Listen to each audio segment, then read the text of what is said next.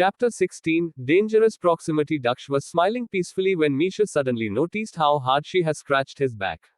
Even his t-shirt was torn a little by her nails and his wound was peeking out from there. She was concerned for him and started removing his shirt without any prior warning to him. Daksh, who was just adoring her a while ago, was now shocked out of his senses due to Misha's forward actions. Poor Daksh found it really hard to push her away. But maintaining his gentlemanly image, he still somehow managed to compose himself and simply clutched Misha's arms in his huge hands to move her away from him while saying, "Misha, what has gotten into you?" Whereas Misha was unaffected by his words as well as actions and was busy trying to take off his shirt. She practically grabbed his cheeks in her palms and calmed him like a naughty kid, saying, "Daksh, I know what I am doing, so stop restraining me, okay?"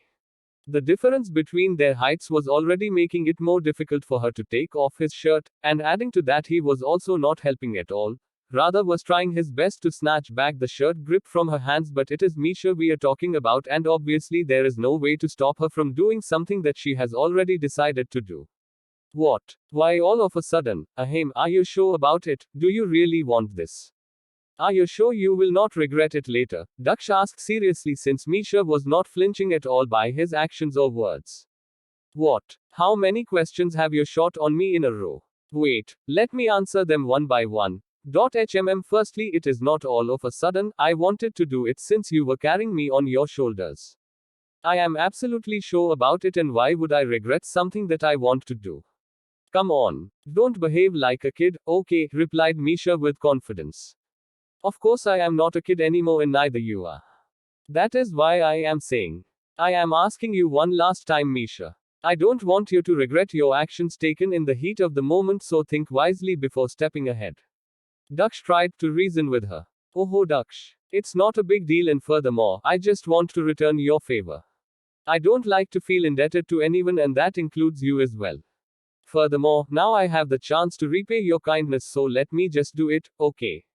Misha, it is a big deal, okay? See, you don't really repay my kindness while you enjoy my cooking and when I help you with your assignments and many more stuffs, right?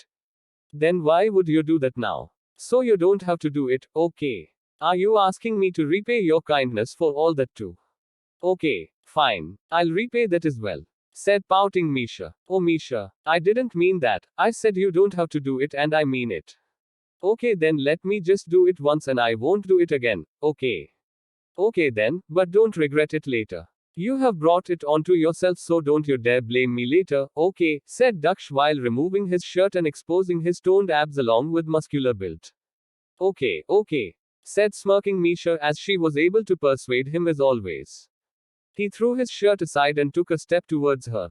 Misha was quick to grab the disinfectant and cotton. She then turned him to get the better access to his wood and started disinfecting it. For Daksh, it was sudden and far from what he was imagining.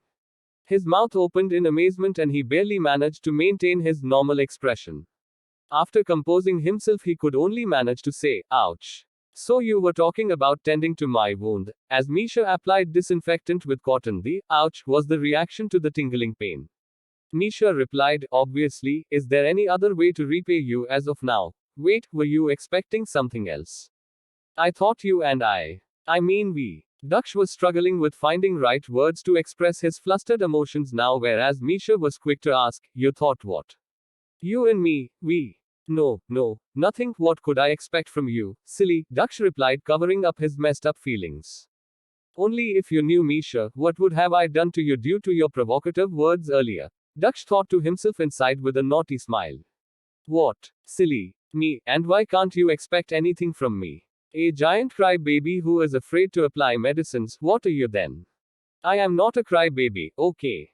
Daksh retorted. "Oh, so crybaby is saying that he is not a crybaby. How cute is that, huh?" "Misha, I said stop calling me crybaby." Daksh tried to sound a bit intimidating, but it did not work on her at all. "Why are you this much offended by me calling you crybaby, huh, crybaby? Oh, poor crybaby. Crybaby Daksh." Misha started teasing him. "Misha, I said stop it," he again said in a little agitated voice. "Crybaby Daksh. Crybaby Daksh. Crybaby Daksh. Crybaby Daksh." She almost started singing these words to tease him more. She was enjoying it a lot. Meanwhile, she wrapped his wound with bandage. The moment she patched the bandage, Daksh turned back to face her and climbed on the bed, pressing her to bed by his arms on the sides, caging her. He covered her body by his huge body and caged her in his arms while simultaneously taking caution not to crush her by his weight. Their eyes met. Misha was startled but not hating the current situation, while Daksh seemed to be excited but a little shy by his own actions. He bent a little to reach her ears and whispered, "Am I still looking like a baby to you? A cry baby at that, hum." Misha couldn't manage to say anything. The whisper made her feel ticklish, but she heard it all, and in response to it, her eyes opened a little more wider. She felt like her heart skipped a beat or two. She was busy trying to compose herself and preparing a fitting answer in the situation when she felt Daksh's hazel eyes on her face. He lifted his head from her left ear side to the level of her eyes in the meantime when she was busy trying to stop blushing. He wanted to see her face for her reaction, and he loved what he saw. He smiled in devilishly handsome way, and Misha admired his beautiful smile. Demons are famous for their beauty, but his handsomeness was overpowering them. Their eyes met again, and the spark ignited their desires to express their affection and fondness to each other. Their hearts were racing and they were able to hear their heartbeats clearly. They both were looking at each other and felt like being lost in each other's eyes for that moment. Daksha's eyes then moved from her eyes to her lips. Her lips with strawberry lip balm looked enticing and magnetic for Daksh. Misha's eyes also moved from his eyes to his lips. His clean-shaved face was complementing his light pink lips. He then bent down a little towards her lips and she gradually closed her eyes in anticipation of what was going to happen. He saw her reaction and an adoring smile adorned his lips. He also simultaneously closed his eyes. They came really close and the feelings felt mutual. Misha extended her hands and cupped Daksha's cheeks. He placed his right hand over her hand, resting on his right cheek, and bent even more towards her lips, simultaneously tilting his head to adjust their posture for kiss.